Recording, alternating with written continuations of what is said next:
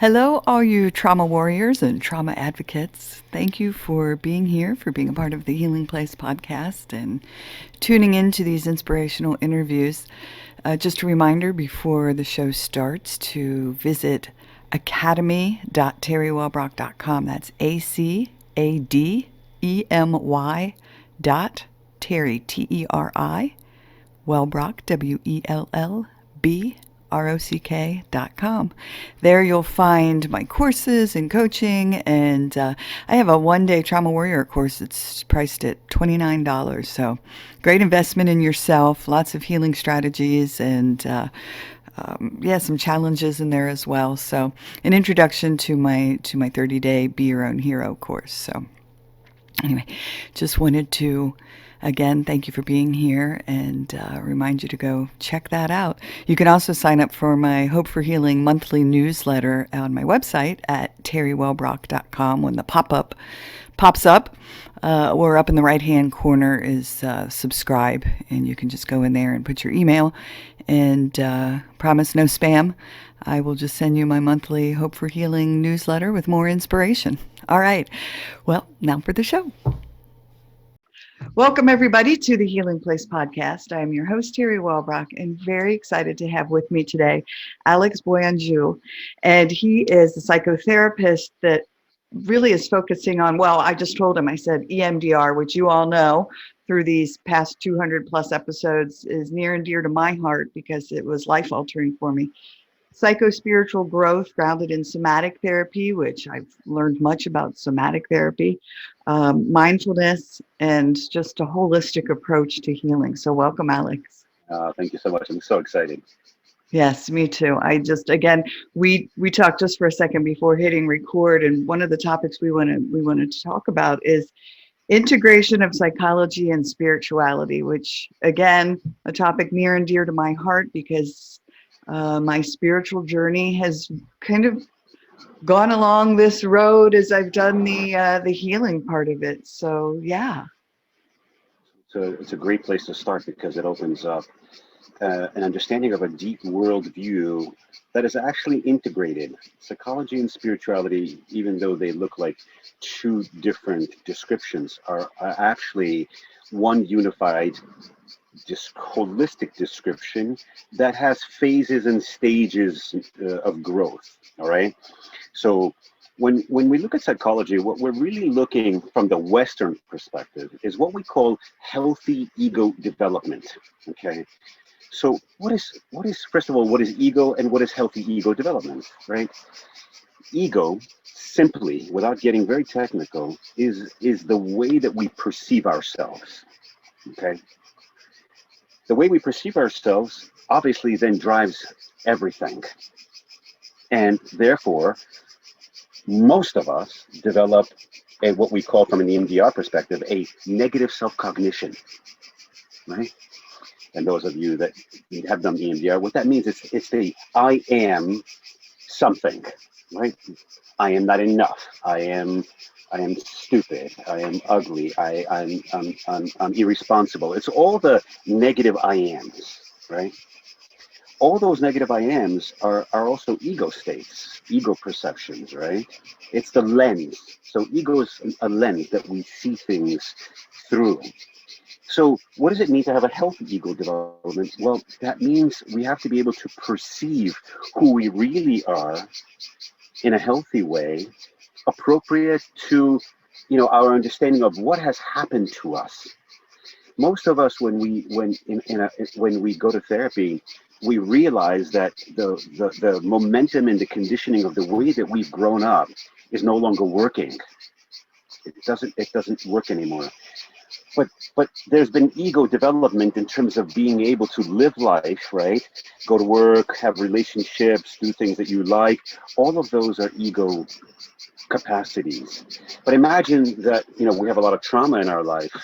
Then all of a sudden, the trauma lenses the ego and lenses our relationship, lenses our jobs, and so forth, right?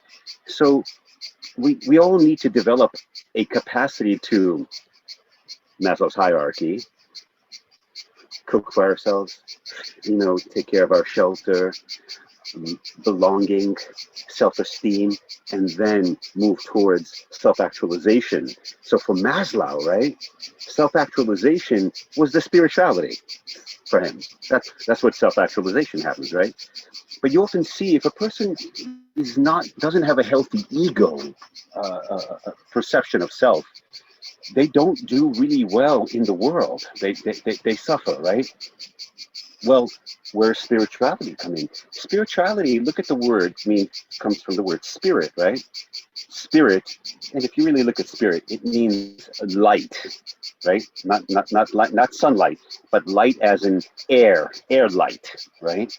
Spirit is something you can't put your hand on.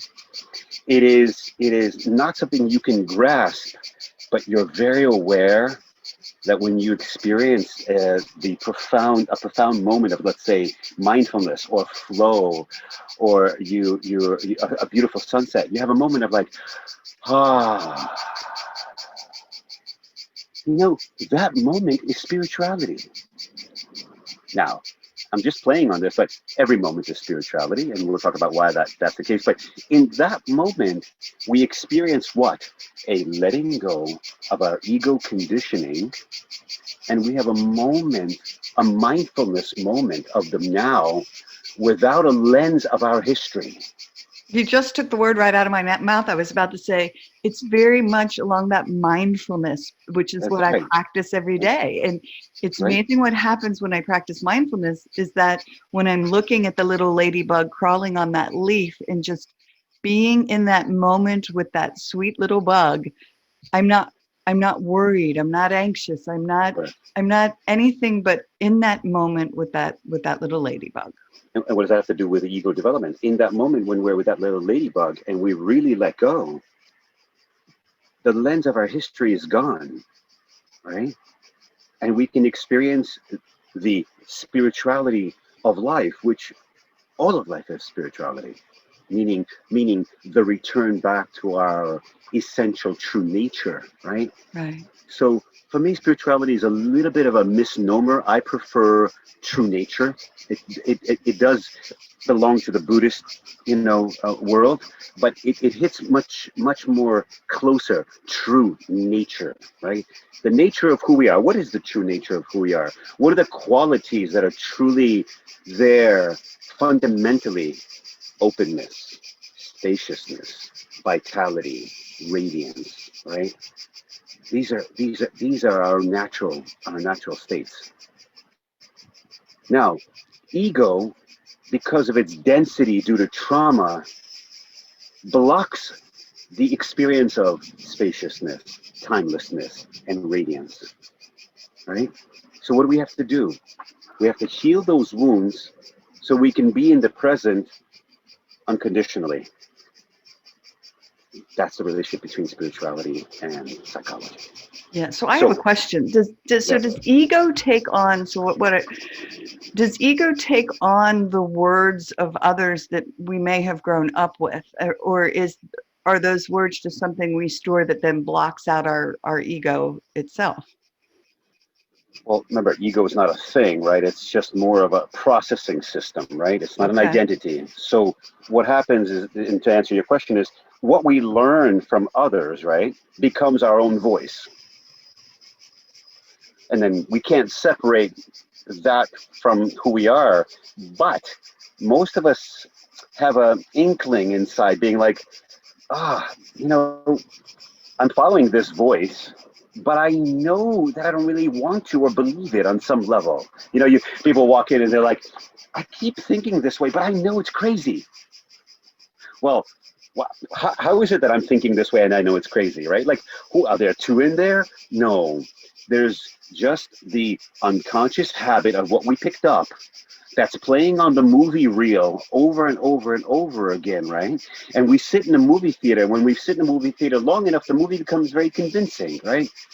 But sometimes we get a moment where we step away from the screen and we go back and be like, hey, who's playing this movie back here? And we realize, like, wait a second, that's not really who I am.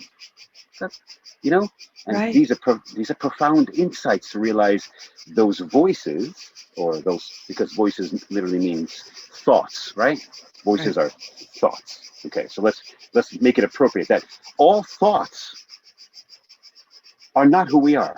Let's level the playing field. The most difficult thing for every human being is to initially disidentify with thinking, right?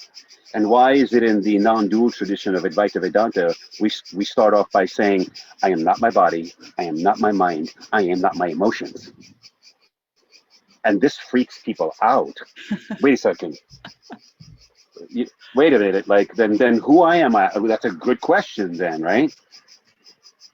So that's Yeah. that. So those voices, they're not who we are. Okay. Beautiful answer. I mean, that's what I always try to remind myself, to connect to people light to light, soul to soul, because that's the essence of who we are in my opinion. I mean, in my thoughts. We No, all just the have thoughts. yeah, we all have a unique expression in this lifetime, right? And there's an authenticity actually to that expression. We could be and we're all quirky and weird in that natural expression. That's the point of it. Like, nobody is going to be the same. But you know, if you meet someone and they're contracted and they're always trying to let that authenticity, you know, live, and then you meet somebody who's done the work and they're just naturally authentic, they're, another way of saying it, they're at ease with themselves.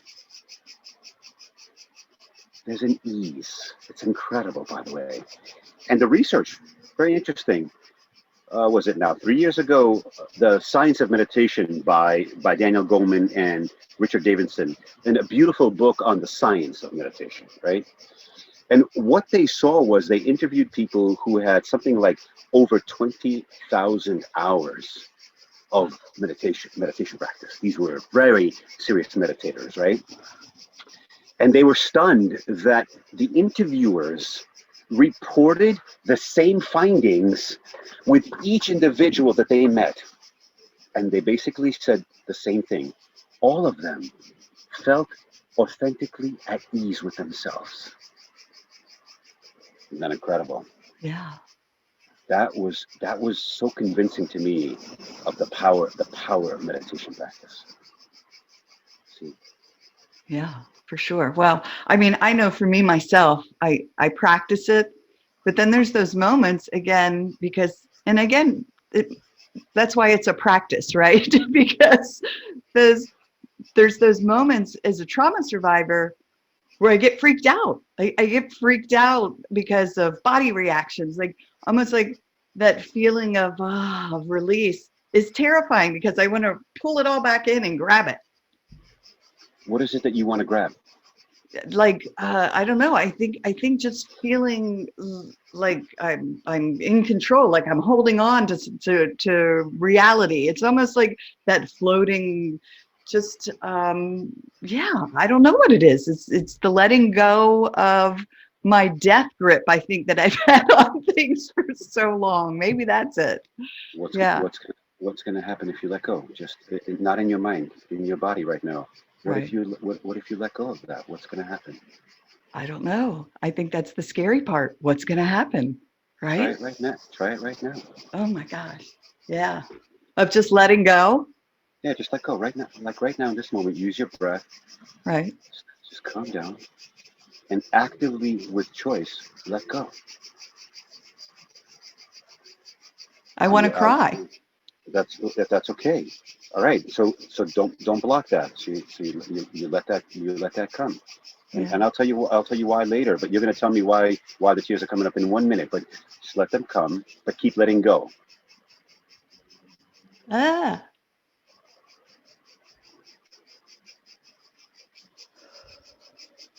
Notice how your heart chakra starts to open up. Yeah.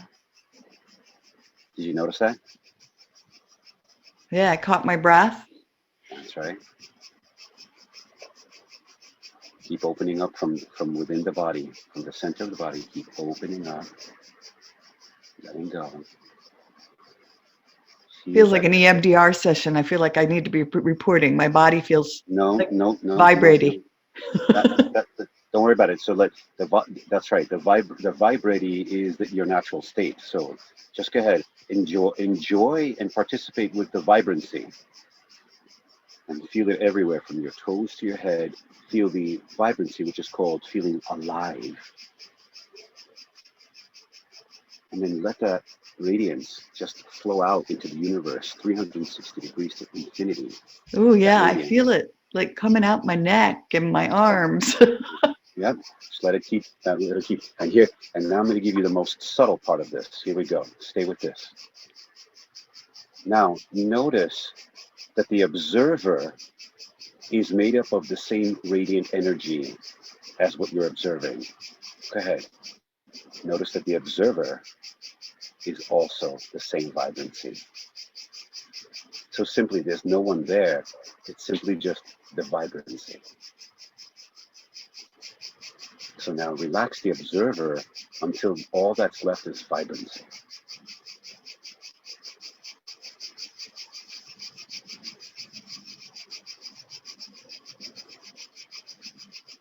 Yeah, now I feel it calming. So, do you have anything to be afraid of? Not in the second. Exactly. Now, let's return back to practical. You said something that's really important that every human being struggles with, that is one of the cores that blocks us from accessing vibrancy, openness, and timelessness. Okay, here it is. We do not like the intensity of our experience in the body. Okay, let's talk about that for a second. It's a big conversation. I say amen, and I've talked about that. Yes. when we look at, sort of say, thinking doesn't just happen by itself. Thinking is accompanied by an experience in the body, right? So it's actually the body which holds all the memories, which then is the actual force and the momentum of thoughts and emotions, meaning that it's the sensations in the body that give rise to the emotions and thoughts. Now, let's use an example for that in trauma that will help you see how that all links together. And I use a classic example that I make up in my podcast. A young girl, she's 6 years old. She's at home with her parents. They're cooking, and she takes a glass of water and she spills it. The father turns around and says, "How stupid can you be?" Okay. In that moment, she doesn't have much time to process in her thinking or emotions. The first thing that's going to happen is sensations. Okay. How do I know that? Because that's what happens if we pay attention, is our body responds first, followed by emotions, followed by thoughts. Now, neuroscience has actually shown that what happens that the first reaction in any vertebrate is going to be sensations, followed by emotions, followed by thoughts. It's very fast. It's milliseconds. So it's like, 0.1, 0.3, 0.5, right? So because it happens so fast, we don't experience the steps to which the experience is happening, right? So this little girl, first her body is going to react. What does her body do? Her body is going to tighten up. And her body's going to tighten up in a particular fashion for her. It might be she does this, maybe her legs tighten up, maybe her face. So she'll have a particular manifestation herself. Okay. Then the sensations will follow, which is emotions are sadness, anger, grief, right? All the emotions that come out of that. The emotions then solidify the sensations physical experience. It's the glue, right? And then finally, her thinking happens, which is going to be the self-reflection in that moment. I must be stupid. So then all of a sudden she grows up and she's at work one day and somebody says something to her and she doesn't realize that she had the same physical reaction, followed by the same response that she did with her father. And she, whatever she does, she gives in to, let's say, a male boss or a partner and feels the same way. So you see, when we make her aware of her bodily sensations, what she's going to realize, like, I don't want to feel that. So we, instead of feeling that and then learning how to work through that, we stay at the level of, it's my fault, I'm stupid, right? If we soften up the thoughts and emotions by going to the body, and we soften up the bodily response, and how do we do that? The fastest way, most powerful way, breathing. Breathe. Just deep, full breath. Not like hyperventilating breathing. That's not deep breathing. Right? Yogic deep breath from the belly. And all of a sudden, the sensations from being a level 10 come down to a level 5. And then we continue a little bit more breathing. And then what happens is, then it gets stuck at a particular level because we need to do some processing work, right? Yeah. So it may not go down to 0, but it goes down enough to be manageable to access the information that's been locked in the body that occurred during the trauma. So then here's the beauty. All the physical sensations that we try to ignore are the doorways to our healing. Yeah, I love that. And I love that you brought up the point about the breathing and getting to a certain level. It's not like you have to go from 10 to 0. Won't. No, because, and that was one of the things that I had found when we first started doing EMDR with my therapist, is when she would talk about breathing. And I was terrified to be in my own body. I had a lot of dissociation in regards to my trauma and going back into them. And it wasn't until we were able, I could get some breaths and calm my system just enough, maybe to bring it even to a 9.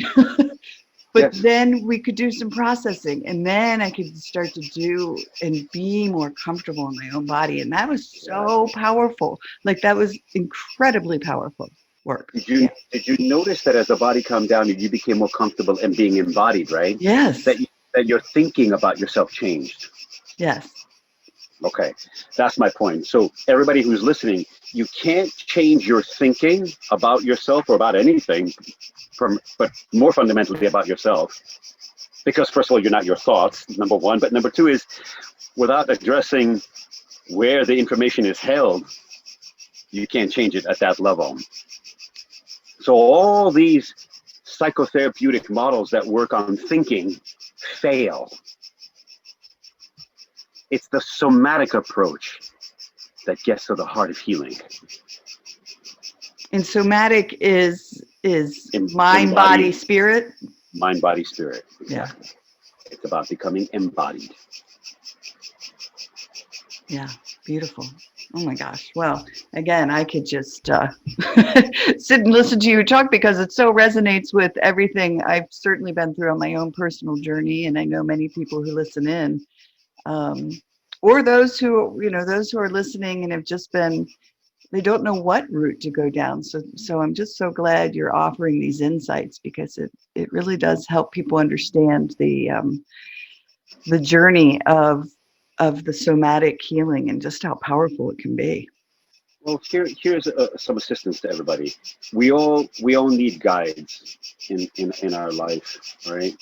And it's hard to untie ourselves, you know. And there's a great image of a psychotherapy cartoon where the client has all this jumbled, yarn above their head, and the therapist is weaving it into a tapestry, right? And I love that image, because that's what happens. We can't see the tapestry, and people sometimes, they'll come into the first session, and in the first session I'll help to reveal the tapestry, right? In the first session, it's not that difficult. I mean, after, I've been doing this for 30 years, so it's not so difficult to see the tapestry. They're like, oh my God, I've never understood that. I've never seen that. And that's so simple. And it really ends up being quite simple, So we need the support of other people, and if you're finding and I don't mean the general audience is finding that, on your own with your friends and family, yes, they're great supports, but you're not kind of feeling that you are becoming more free, then, you know, get the right support of people who know what they're doing to help you, you know. Oh yeah, definitely. And again, I've talked about it before on this show that when I went in for an interview with my soon to be EMDR therapist, I was certainly interviewing her too, because we need to know that we have that energy fit, and that that we're going to be able to work with this person. And it's okay. I know as trauma survivors, I've seen on so many sites like Facebook trauma survivor Facebook pages, people who say, well, I've been with this therapist for 20 sessions now, and I'm just not feeling it, and I don't feel. It's almost like a fear to walk away. But yeah, uh, you have to let's talk find a person let's that fits. let's talk about that for a second. When I hear somebody's been in therapy for a long time, and they're saying, I just feel like we're recycling the same thing over and over again, that's not the right fit for you. Right. So that there's a reason for that. Number one, therapy is not about recycling our story. That's not what therapy is for. There's room in the beginning to tell our story. And then later on, once we know the story, it's simply putting the pieces together, how the story got there, all the different forces, and then it's the release of the story. And in the release of the story, it's the, the rescue operation of finding out, like, I'm not a negative, I am, So, it's like a wrecking crew. We got to go demolish everything to find out where's the gem that's there, right? So therapy is about an understanding of how trauma works, how trauma has informed what I believe and experience, how it's held in my body. Then the active tools to be able to start to release, to have the freedom. If therapy is not doing that, something's off. Okay. Right. So, got to find the right person. Yes. Oh, for sure. For sure. So is there anything else that you wanted to tap upon that we haven't had an opportunity to discuss yet? This topic of a negative self-perception is very dear to me, because if you remember in EMDR, it was always based on the negative self-perception. That was the work, right? And I haven't met a human being yet where in the work that they're doing, that they don't encounter some form of, I'm lacking something, right? The words that we usually say is that there's something wrong with me, right? Right. I'm stuck, there's something wrong with me. But when we go to the experience of there's something wrong with me, it feels like something's lacking, you see? And this is a very important topic. This is called existential angst. Okay, David Lloyd wrote a amazing book called Transcendence and Lack, right? And his whole focus was that our existential angst, and I'll talk about that in a second, is the root of all of our suffering, including trauma, right? Trauma makes us feel more disconnected from ourselves, but we come into being human feeling like we're separated from the divine. That's the existential angst. And I'm not talking about religious divine. Right. I am talking about the interconnection with the source of creation and reality and the universe. The energetic space that is the ground that has given room for all of this to be created, right? We have, it's like, I guess it's the fall from the Garden of Eden, right? That's the closest kind of image that I see from a religious perspective, right? We feel a fall from the Garden of Eden, right? And we don't know how to reclaim that. And due to our trauma, then we get stuck with the negative I am, feeling that we need to resolve the negative I am to return back to the Garden of Eden. And so it's in the resolution and letting go of that which we are not, we return back. to our wholeness. Yeah. And then the existential lack is gone. The difficulty for most of us is that we believe that life, people, circumstances, situations, objects and things and all those kind of things are going to fill the lack, right?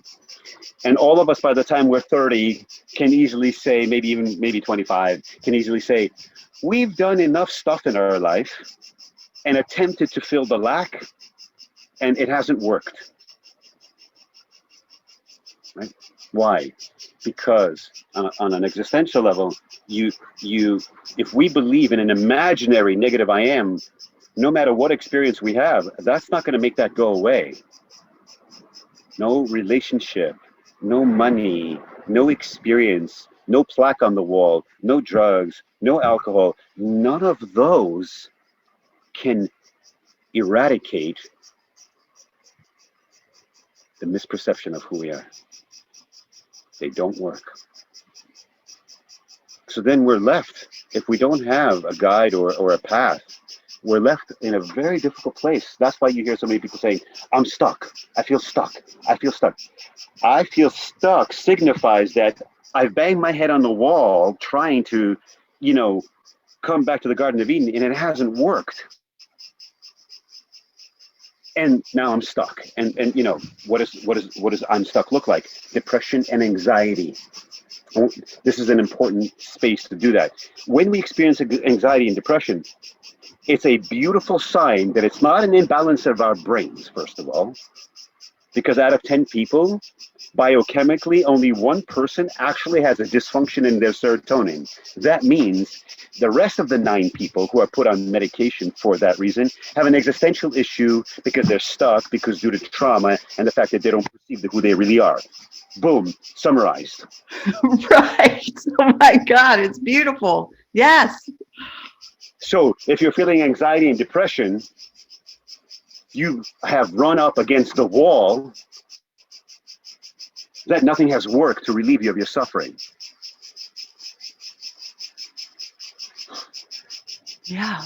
Wow. Powerful and just absolutely so accurate. Yes. And what keeps popping into my mind is, and maybe it's just because of me, is that I know when I felt stuck, I don't want to speak for everybody, but there was that sense of unworthiness, almost like I wasn't worthy to be back at the Garden of Eden. That's what I just said to you. So therefore, the stuck is driven by I'm unworthy. Yeah. That's the point. Yeah. Like I can't take another step forward because I'm really not worthy to take that step towards it. And that's what we were taught. I mean, I understand that. You know what I mean? Now, I want to go a little bit deeper in the existential piece of that. The reason we stay with I'm not worthy, right, is because the letting go of that is terrifying. Yes. I want to talk about the terror. Yeah, I laugh because I so relate. That's so yeah. I want to talk about the terror, why the terror exists, right? So in the idea, first of all, of letting go of that I am, unworthy, the immediate moment is like, wait a second, how am I going to function in life? I've been functioning from the perspective of I'm unworthy. I've had a hammer to deal with everything, and now somebody's saying to me that the hammer doesn't work anymore. Well, I don't know what else works, right? I don't know who I really am. That's terrifying to me. So there's a terror there in putting that down. There's also a terror that somehow we're going to be hurt, or that people are not going to like us, or that but those are still remnants of the I'm unworthy, right? So we actually do not know from an experiential level what it's like to have a moment free of I'm unworthy. Right. So I would say that when somebody walks into my office, virtually now, into my Zoom space, in the first session, my goal is that they have at least 1 second experience free of I'm unworthy. Just 1 second.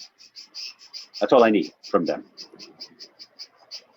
Once that happens, it's like, oh, right, that's what's possible. You see? Otherwise, if we go to therapy and we sit with a therapist who does not know how to access that experience, it's just like moving furniture in a room. It's window dressing. It's not going to resolve that sense of lack.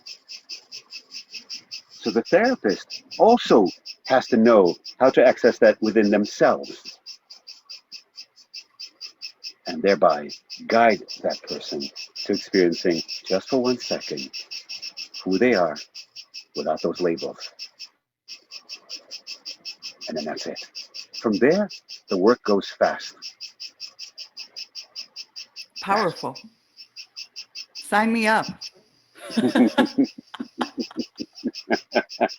Yeah. You had the moment today. You had the experience today. You had the moment. Yes.